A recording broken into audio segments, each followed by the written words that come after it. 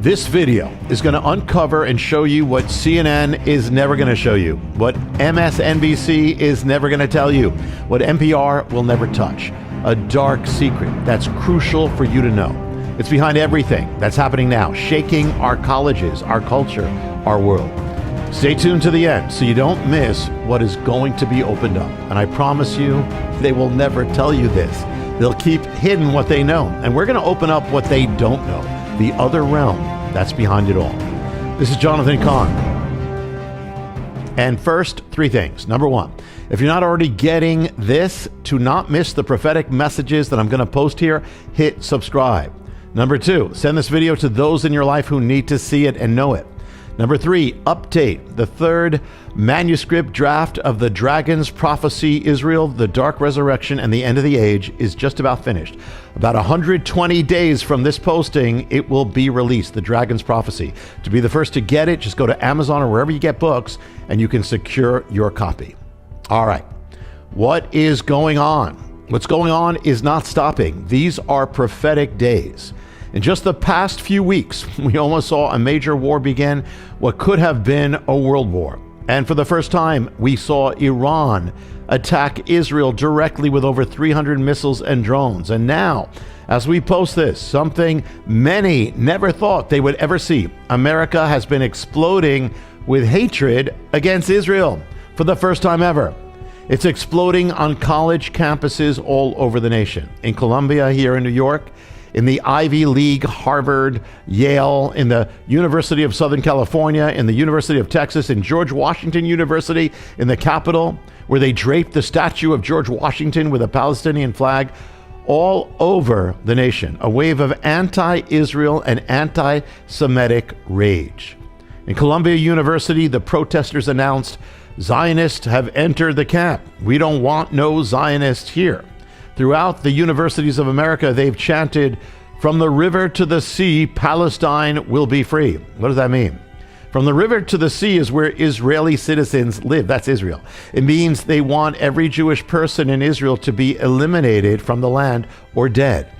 Others chanted, "From the river to the sea, Palestine is Arab." It'd be like people shouting, "From California to Boston, America is white." And the colleges have had little problem with it. See, protesters have chanted to bomb Tel Aviv. Others chanted, "We are Hamas." Others chanted, "Hamas, make us proud, kill another soldier now." And the colleges didn't do much. The University of Southern California, the protesters found Jewish students wearing Jewish symbols. They ripped them off of them. At the Ivy League Yale University, pro-Hamas students attacked Jewish students. In one campus, they shouted, "Long live Hamas, death to the Jews." And what did the universities do? Not much. And mostly, they did something only when they were exposed for not doing anything. Imagine if the protesters had shouted death to other groups. Now, listen to this one. In one campus, the protesters shouted, "Never forget the 7th of October." Sounds good, as like a reminder of the atrocities Hamas committed on the Israelis. But that wasn't what they were saying. They said, "Never forget the 7th of October. It will happen 10,000 more times. The 7th of October will be every day for you." Talking to Jewish students. College students across America celebrated and cheered for Hamas and for the slaughter of innocent Israeli citizens on October 7th. And what did the universities do? Not much. One demonstrator had a sign with a Palestinian flag and the words "final solution," referring to Hitler's final solution of annihilating the Jews in the Holocaust. This is not your grandparents' peace rally of the 1960s. This is something else, another animal altogether, much darker. The leader of the anti-Israel demonstrations at Columbia was questioned by the faculty about what he said about Zionists. Now first, who are Zionists? Zionism simply means, or a Zionist, that you are for the return of the Jewish people to Zion or Israel. They have the right to do that, and for Israel to exist. That makes every prophet of the Bible a Zionist. That makes the Apostle Paul a Zionist. That makes the 12 disciples Zionists. That makes the Virgin Mary a Zionist. That makes Jesus, Yeshua, the Messiah, a Zionist. That makes God a Zionist. Well, they questioned him about Zionism, Zionist. And you know what he said? He said, Zionists quote, do not deserve to live. And if he could kill them, he would. He didn't have any immediate plans to do so, but he believed they should all be dead. And what did the faculty who questioned him do? They asked him, and I quote, what resources do you feel are available to you here at Columbia? What resources do you feel are available? It's like Adolf Hitler shows up on campus and says, I want to kill all the Jews. And the faculty asked him, Adolf, what resources do you feel are available for you here at Columbia? Well, I'd like some resources of some gas chambers and some Zyklon tablets, some cyanide gas that we can gas all the Jews. Now, can you imagine if somebody at Columbia or almost any of the universities said, liberals don't deserve to live, or LGBT people, or women, or black or Latino, you fill in the blank. How many minutes do you think it would take them to expel that person? In fact, if someone said that they couldn't even call a transgender biological male a woman, just that, do you know what would have happened? They would have been punished. And if they refused to change, they would be banned from that college. But this one says that Zionists, fill in Jews for that, don't deserve to live. And do they ban him? No, they ask him if he feels that he has the resources available to him. And this is the one who was leading the demonstration at Columbia. You want to know what kind of spirit is behind this? You've got it right there. And what did Columbia do after he said this and even posted him saying it online? Virtually nothing. It was only after it became public and was exposed in the media, after the demonstrations, only then that Columbia suddenly decided that they couldn't have him on campus anymore, only because they were exposed. But you know what was exposed? This exposes the total bankruptcy of wokeism. Diversity, inclusion, tolerance, equity.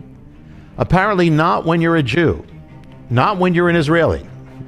They'll talk about microaggressions. If you do anything, say anything that could offend somebody's sensibility in any way, if you use the wrong terminology, the wrong pronoun, if it offends wokeism, that's a big crime. But if you're a Jew or an Israeli, it's okay to call for your death or to allow calls for your death. We're good with that. In fact, we can celebrate murder. How bankrupt can you get when you can rejoice over the rape, torture, and mutilation of innocent Israeli fathers, mothers, and children? Do you know what all the woke and left-wing activists said in the wake of Hamas's slaughter of innocent Israeli families? Nothing. Do you know what all the woke left-wing radical feminist women's rights groups said about the brutal sexual abuse, rape, and murder of Israeli women? Nothing. Do you know what all the woke and left-wing children's rights organizations said about all the Israeli children who were tortured, murdered, beheaded, and burned? Nothing. And when they slaughtered all those families and all those young people at that concert, where were all the young people and faculty and professors of the young people at Harvard and Yale and Columbia and all the other institutions? Did they demonstrate about it? No. Did they show their support? No. Did they even mention it? No. Instead, they shouted their support for Hamas, the murderers who did it. And do you know what the United Nations said in view of the atrocities? Virtually nothing. These groups could hardly find a word of criticism for Hamas until they were forced to. But they jumped at condemning Israel. This is not normal, and it's not natural. Something else is going on. The Bible says, woe to you who call evil good and good evil. And the truth is, it's not just that the colleges have allowed this and only don't allow it when they're exposed on the web or by Senate committees. The truth is, they're behind it because they set it in motion. Because this is the gospel of wokeness. This is what they're teaching the students. That Western civilization is evil, that Christianity is evil, that America is evil, that men are evil, that male and female as a reality is evil. And you're going to send your children to these organizations and pay them your fortunes to indoctrinate them into their own image and undo everything you've spent years teaching them to do, Christians, conservatives. If anything, this has exposed the utter bankruptcy of wokeism, the utter amorality of it. So much for safe spaces and so much for microaggressions for sensitivity, so much for inclusivity.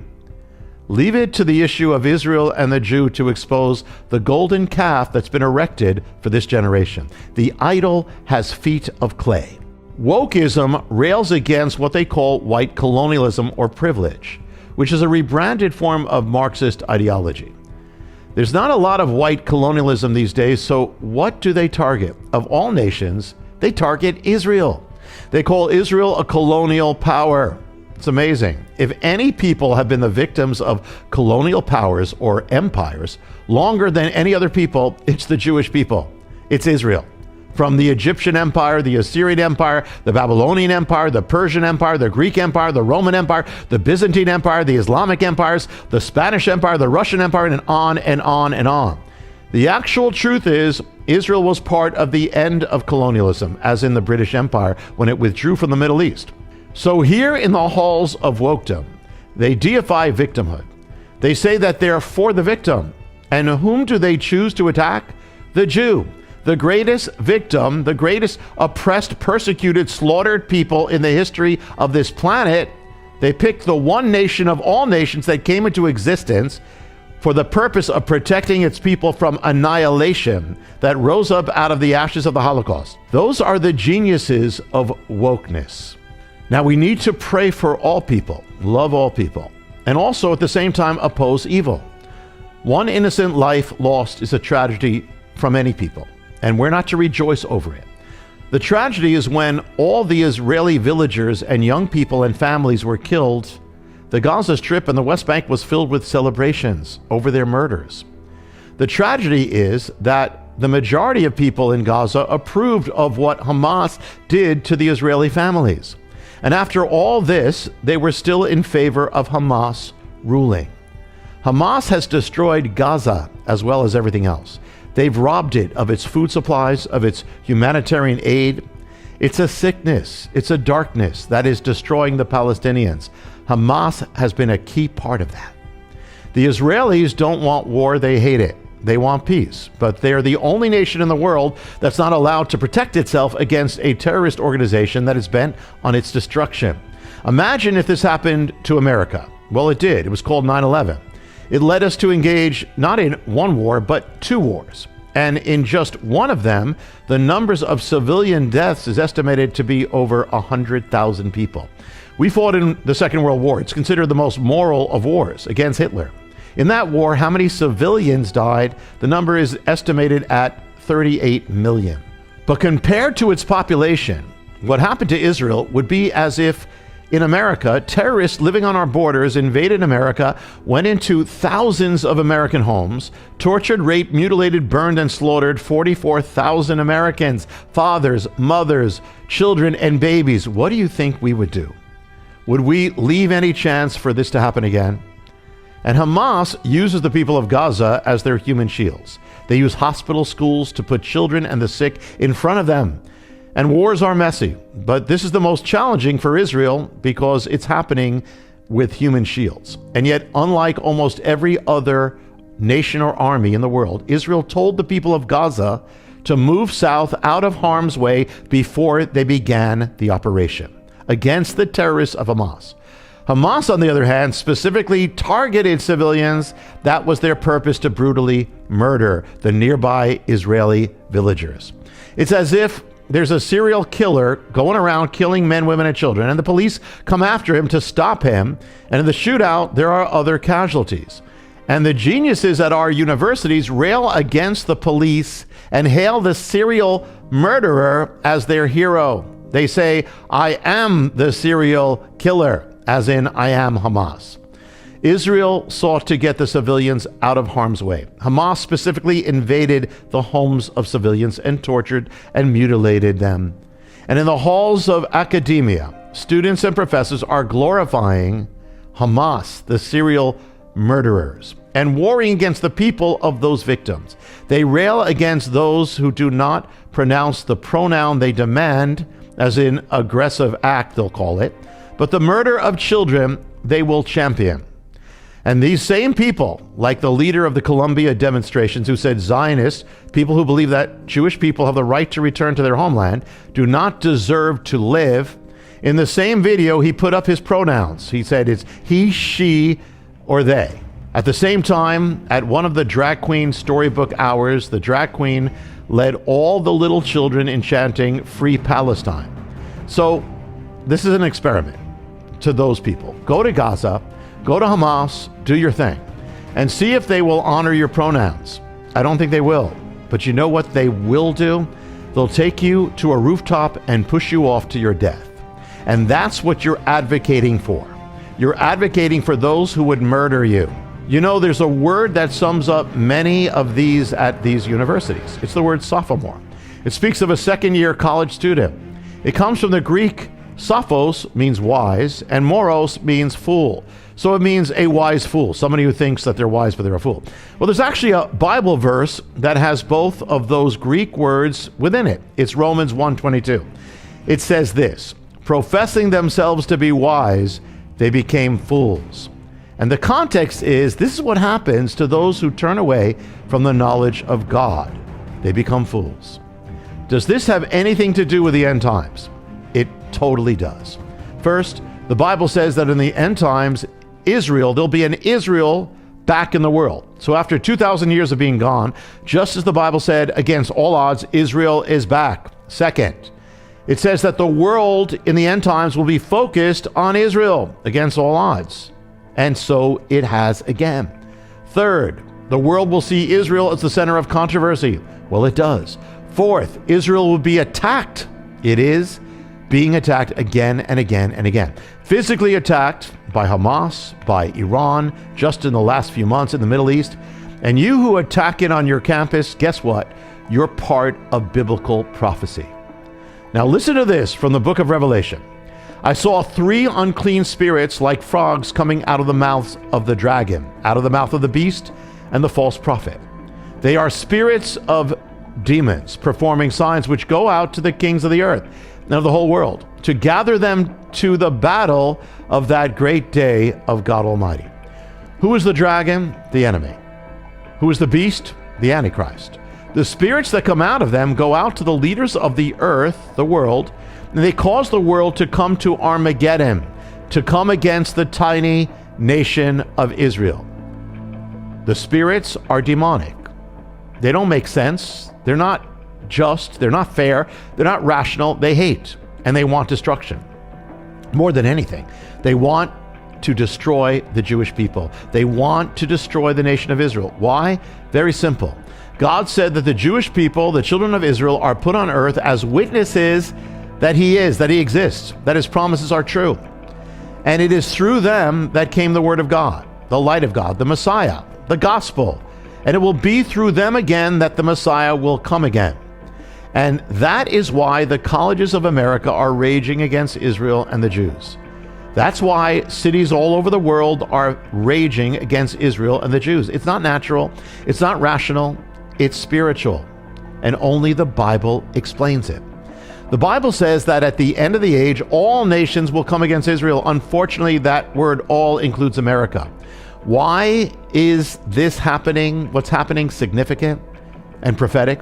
Because it's happening primarily in America, Israel's closest ally.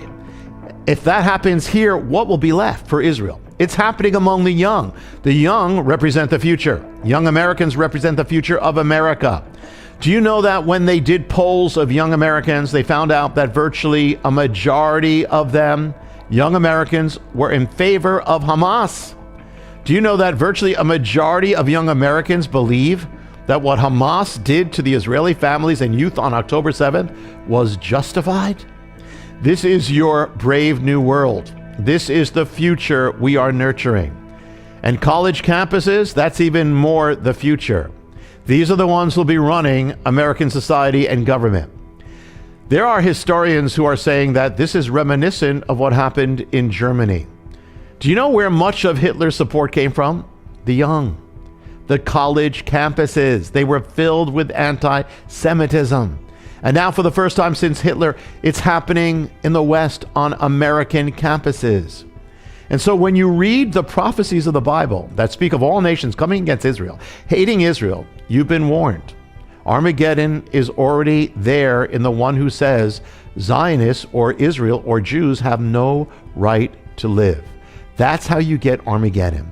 It's the foreshadow of the frogs of Revelation, and it's filling our world. And we would expect, as foretold in end-time prophecy, in the last days the world will hate Israel and will hate believers in Israel's Messiah, Yeshua, Jesus. We're here. Now I'm going to tell you a secret, more than one, that CNN will never tell you. In all these demonstrations, they venerate Hamas. That chant, "We are Hamas, I am Hamas." I'm going to tell you a secret behind it all that they will never say. You see, there's something more going on behind it all. Behind the issue of the Palestinian agenda, behind Gaza, behind Hamas. Mohammed Amin al-Husseini was born at the end of the 19th century in Ottoman-controlled Jerusalem. In the First World War, he fought in the Ottoman army. After the war, he returned to Jerusalem and focused on derailing all movements towards the birth of a Jewish nation in the land. His inflammatory speeches incited violent Arab riots, leaving several Jewish people dead. In 1921, he assumed the title of Grand Mufti of Jerusalem. In the years that followed, he would play a central part in instigating violent Arab uprisings against the Jews of the Middle East, of the land of Israel, resulting in their blood. Because of this, a warrant was issued for his arrest, but he escaped prosecution. He fled to Lebanon, then Iraq, and then he went to Nazi Germany. The Mufti was a fan of Adolf Hitler. Soon after Hitler rose to power in Germany, the Mufti expressed his support for the new government. He said that the Palestinian Muslims were enthusiastic supporters of the Nazi regime. He looked forward to the spread of fascism throughout the Middle East. And he was especially a fan of the Nazis' anti-Jewish campaigns. He appealed to Hitler to rid Palestine of Jewish settlements. In 1940, the Mufti drafted a document he hoped the Nazi government would approve, in which the Arab countries would be given the right to, quote, solve the Jewish issue in their lands as the Nazis had solved it in Germany. In November of 1941, the Mufti obtained a meeting with Adolf Hitler in the Reich Chancellery in Berlin. He told Hitler that the Arabs were his natural allies, as they had the same enemies, most specifically the Jews. He asked Hitler to commit to the elimination of a national Jewish homeland, what would become Israel. Hitler affirmed his commitment. He said yes to destroying the Jewish element residing in the Arab sphere at the right time. The Holocaust was to be taken to the land of Israel. In July 1942, the Mufti visited a Nazi concentration camp, and he was impressed by what he saw. Throughout the Holocaust, the Mufti actually worked to block the routes of Jewish people trying to escape the Holocaust. He was personally responsible for preventing the escape of 500 Jewish children, consigning them to their deaths in a Nazi concentration camp. He would be accused of condemning 400,000 Jewish people to extermination. During the war, the Mufti actually worked for the Third Reich, broadcasting Nazi propaganda throughout the Arab world. The Nazis, in turn, took up the task of distributing his writings, including a pamphlet he wrote for the SS, where he called for the total destruction of the Jewish people. He implored his Nazi employers to bomb Tel Aviv and Jerusalem in order to kill the Jews there. He worked with Heinrich Himmler, the overseer of the Holocaust, to organize Muslim SS killing squads.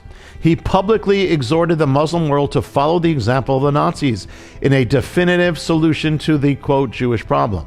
Near the end of the war, the Mufti broadcast from Radio Berlin. He said, "Arabs, kill the Jews wherever you find them." After the war, the Mufti was identified as a war criminal. He again escaped. He fled to Egypt, where he was welcomed as a hero. During his time with the Nazis, his popularity among the Arabs only increased. He resumed his leadership in the Arab world, and he worked with the Muslim Brotherhood. When Israel was about to be reborn in 1948, and when it was, the Mufti fought to destroy it. Through the Mufti, the demonic anti-Semitism of Nazism merged with Arab nationalism and radical Islamic ideology. The demonic Nazi hatred of the Jews spread throughout the radical Arabic and Islamic world, a hatred that sought their extermination. The Mufti was not just a major leader in the Arab world, he was the leader of the Palestinian world. He has been called the father of Palestinian nationalism. He was central in birthing the Palestinian movement against Israel. So there's a direct line from the meetings of the early Nazi Party in Munich to what happened to Israel on October 7th when Hamas invaded it. And even though Hitler didn't survive the war, the Mufti continued his work in the Middle East. One prominent Muslim leader at the time said, "Germany and Hitler are gone, but al-Husseini, the Mufti, will continue the struggle." Now think about that. Nazism is opposed to radical Islam, and Islam to Nazism. One is secular, the other is religious. And yet they were joined together. Why? Because behind them was something spiritual. They shared the same overriding goal, which was the destruction of the Jewish people. So listen, this is what the media will never tell you. The father of Palestinian nationalism, the Palestinian movement, was an agent of Nazism. He was an actual paid employee working for Adolf Hitler, his boss. See, there's something deeper behind the movement of Palestinian nationalism, something of the spiritual realm. Let's go further.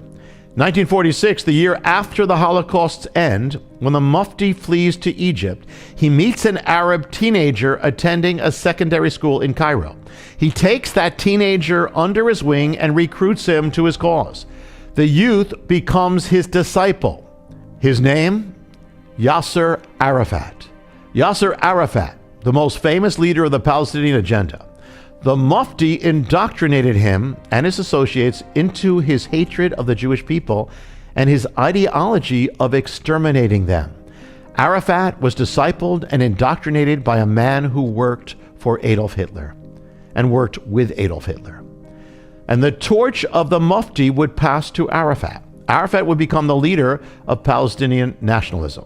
It is no accident that he was also the leader of Palestinian terrorism. It was all the same goal. In order to train Arafat to wage war against the Jews of Israel, the Mufti secretly brought in a former Nazi commando to Egypt. The Nazi commando taught Arafat and his comrades how to launch attacks against Jewish people in Israel, how to wage guerrilla warfare, how to shed Jewish blood. The Nazis were good at that. Arafat himself would then recruit Nazi instructors into the Palestinian agenda, including those who worked in the Nazi death machine. This is the cause that is being hailed and celebrated throughout the campuses of America. Now we move to one other person. The media will never tell you about this one. His name was Hassan al-Banna. Banna was born in 1906 in a rural Nile Delta town near Cairo. When he reached adulthood, he became an elementary school teacher. Disturbed over the abandonment of Islamic beliefs in Egyptian culture, he preached a return to the Quran. In March 1928, he founded an organization dedicated to Islam and jihad, the struggle or fight against the enemies of the faith. The organization would be called the Muslim Brotherhood. 10 years later, the Brotherhood had branches in every province of Egypt. 10 years after that, it had 500,000 active members and many more sympathizers. The Brotherhood was born just as Nazism was coming to power in Germany, or rising to power. Like the Mufti, al-Banna was an enthusiastic fan of Adolf Hitler. He especially admired the Führer's hatred of the Jewish people. He wrote to Hitler repeatedly to express his admiration and his hope that Islam and Nazism would become collaborators. Every year from 1935 onward, the Brotherhood would send delegations to attend the Nazi Party's annual rallies in Nuremberg. The Brotherhood would translate Hitler's autobiography and rantings against the Jewish people into Arabic. It was called Mein Kampf. They translated it as Jihadi, or My Jihad. So the darkness goes from Mein Kampf to My Jihad, and it became one of the best-selling books in the Arab world, the autobiography of Hitler. The Brotherhood took the fighting against the Jewish people into the Middle East. 1938, it led demonstrations against the Jews of Egypt. The next year, it bombed a synagogue in Cairo, ransacked Jewish homes in the city. They were doing what the Nazis were doing in Germany. They ransacked Jewish homes, burned synagogues to the ground at Kristallnacht. The collaboration between the Nazis and the Muslim Brotherhood went even deeper. Beginning in the 1930s, Hitler actually financed the Muslim Brotherhood. Brotherhood members in turn functioned as Middle Eastern agents, Nazi agents and spies for Germany. Its members fought for Hitler as members of Nazi troops, including the two specially formed SS divisions. The Nazis also helped the Muslim Brotherhood in its organizing, its propaganda, and its waging of war. Now, al-Banna was not only an admirer of Hitler, he was an admirer of the Mufti. The two became partners in their war against the Jews. Through the Muslim Brotherhood and the Mufti, Nazi anti-Semitism spread through the Arab world, became a central pillar of radical Islamic thought and ideology. Accordingly, Jews were now to be viewed as evil by nature. They were now depicted as the incarnation of evil, its chief wellspring in the modern world. The Jews had come to Israel, according to this belief, to implement their plot of world domination. Their very existence constituted an existential threat. The Muslim Brotherhood could not negotiate with them. They couldn't live with them or make peace with them. The only thing they could do was destroy them, exterminate them. So behind the radical Islamic ideology, the radical Islamic preaching, was the voice of Adolf Hitler.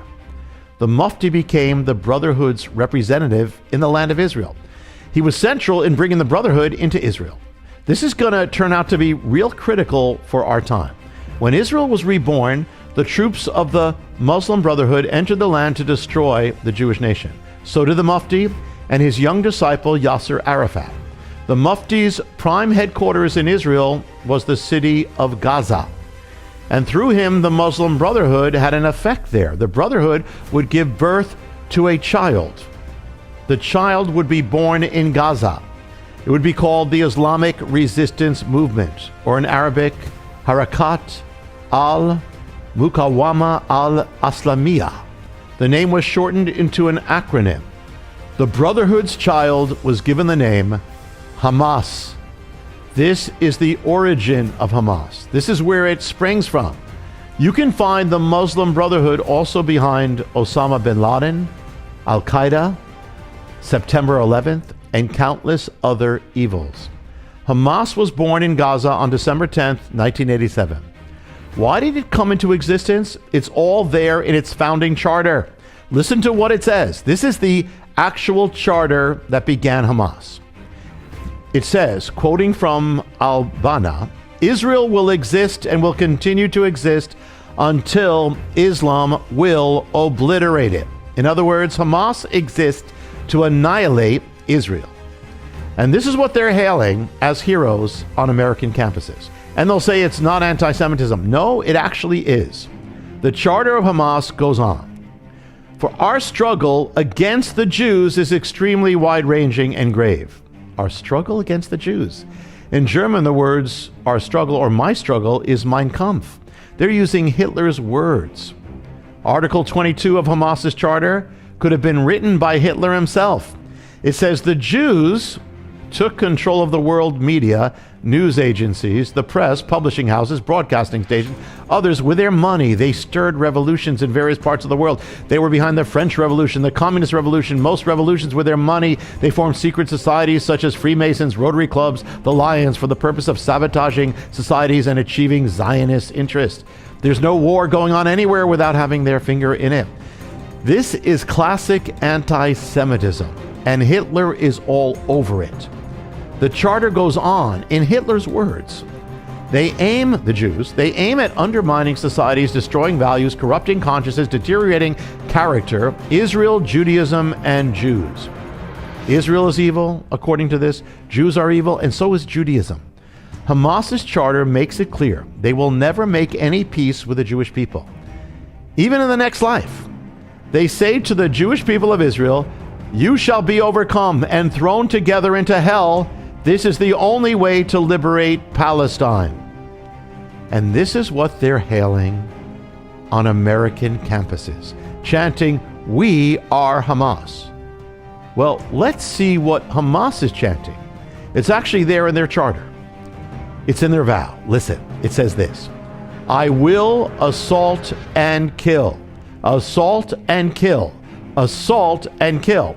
I didn't repeat that. That's exactly what the charter says 3 times. I will assault and kill. It sounds like the mantra of somebody who is satanically possessed, and with good reason. Without Hitler, that charter could never be written. They are both part of the same evil. The hatred of the Jewish people is central to their worldview. You can't negotiate with it because it's the foundation of their existence, to annihilate Israel and the Jewish people. You can't negotiate with it any more than you can negotiate with a demonic spirit, which is basically what you're dealing with. And they chant in the universities, "Long live Hamas forever." Now another mystery. Hamas is an Arabic acronym about Islamic resistance. But the amazing thing is, it's also a Hebrew word. And it's a Hebrew word that actually appears in the Bible. With that in mind, listen to what the Bible actually says about Hamas. The word from the Psalms. "Deliver me, O Lord, from evil men. Preserve me from men of Hamas." And from Ezekiel, "Hamas has risen up into a rod of wickedness." And this also, "For the land is filled with crimes of blood, and the city is full of Hamas." And here's a command from the Bible: put away Hamas. Or it can be translated, put an end to Hamas. Do you know what Hamas means in Hebrew, in the Bible? It means evil, violence, and destruction. So when they chant on American campuses, "Long live Hamas," in Hebrew, in the language of the Bible, they are chanting, "Long live violence. Long live destruction." And when they chant, "We are Hamas," in the language of the Bible, they are chanting, "We are evil. Long live evil. We are evil." They don't know what they're doing. They don't know what they're saying. They are pawns. They have become pawns of evil. The Palestinians have largely also become pawns of dark agents, vessels of terror, pawns of Hamas, pawns of violence, pawns of destruction, pawns of evil. But Hamas didn't begin it. Hamas came from the Muslim Brotherhood. The Muslim Brotherhood and the Mufti were following the lead of Adolf Hitler. So the evil is deeper and older. And Hitler and the Nazis were also pawns of something even deeper and older. Everything we are seeing now is just the latest manifesting of an ancient war and ancient evil, the longest of wars against any people. It defies human explanation because it's not human. 2,000 years ago, it was written in the book of Revelation. Listen. "Now when the dragon saw that he'd been cast to the earth, he persecuted the woman who gave birth to the male child." Who's the woman? She wears a crown of 12 stars, the 12 tribes of Israel. She gives birth to the male child who will rule, Messiah. It can only be Israel, the Jewish nation. And the dragon? Well, the dragon is the enemy. Ha-Satan in Hebrew, Satan. The dragon persecutes the woman. The enemy persecutes Israel, the Jewish people. And verse 17, it says, "And the dragon was enraged with the woman, and he went to make war with the rest of her offspring." Its ultimate fulfillment is yet to come, but it reveals the war that is already in progress. We are witnessing the latest manifestation of that war. It's a war that spans ages. It was waged by the pharaohs of Egypt, the rulers of Babylon, the emperors of Rome, the kings of the Middle Ages, the czars of Russia, the leaders of Nazi Germany, the leaders of Hamas, and even by those in our own land. They are also pawns, and behind it all is the dragon. In the last days, the dragon will wage war against the children of Israel. So he's warring now. The same one who wars against Israel will also war against the spiritual children of Israel. That's you, the believer, the follower of Messiah, a Christian. If he wars against the one, he's going to war against the other. So every follower of Messiah, Yeshua, the Messiah of Israel, must pray and uphold the children of Israel. Pray for the peace of Jerusalem. And we have to pray for everyone. We have to pray for those who are deceived, for those who are pawns of the game, for the children of Ishmael, for those under the spell of Hamas, of violence, evil, and destruction. The only answer to Israel's anguish is the Messiah of Israel. When Messiah comes, Yeshua, when he comes, all the anti-Semites of the world and all who shout for Israel's destruction will bow their knees before the King of Israel. In that day, there will be no more Hezbollah, no more Hamas, no more violence, no more evil, no more destruction, as it is written in Isaiah. And Hamas shall no longer be heard in your land. No more evil, no more tears, no more sorrow. And the rage of the dragon, the evil of the dragon shall be no more, because the Lion of the tribe of Judah will have vanquished him. Be of good courage, because what we have seen, the Bible foretold. And that tells you that your God is still on the throne, and he's not getting off of it. That means you're on the winning side. And the only answer for Israel, for America, for the world remains Yeshua HaMashiach, Jesus the Messiah, the light of the world, the only hope, the only one.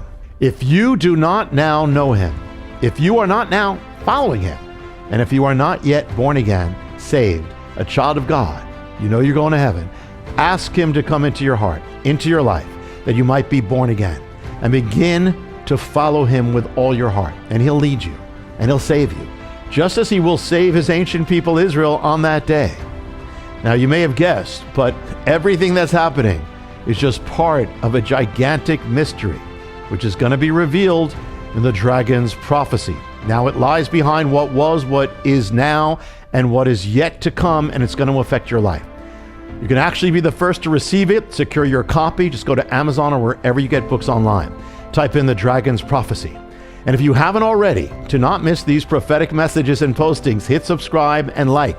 And to get free gifts, mysteries, and much more, go to hopeoftheworld.org, and you can actually be part of God's end time purposes. Until next time, be strong in the Lord and in the power of his might, and he will be strong for you. This is Jonathan Cahn. Shalom.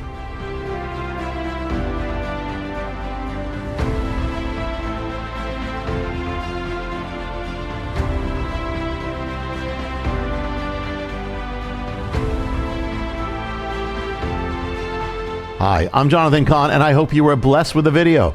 Make sure you hit the subscribe button and tap the bell icon so you're notified every time a new video is posted. Feel free to share your reactions with your comments and how you were blessed, and share this video with your friends. Thanks for watching, and I'll see you next time.